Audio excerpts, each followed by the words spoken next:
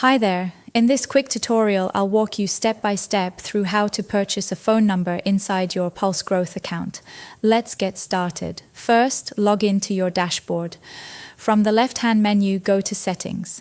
Inside Settings, click on Phone System. Once you're inside the Phone System section, click on Add a Number. Then select Add a Phone Number. Now you'll see the number search screen.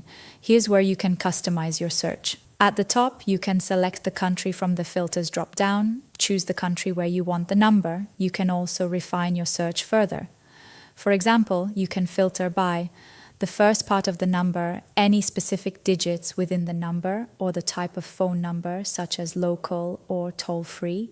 Once you've applied your filters, click Apply and browse the available numbers. When you find a number you like, click Select. Before completing the purchase, you may be asked to verify your identity. To do this, click on Begin Verifying. Select the country of document. Then select the document type you'd like to use for verification, such as a passport or driver's license. Click on the camera icon to start the verification process. You'll have two options. You can complete the verification directly on your current device or choose to continue the process on another device, like your phone. If prompted, upload clear images of the front and back of your document.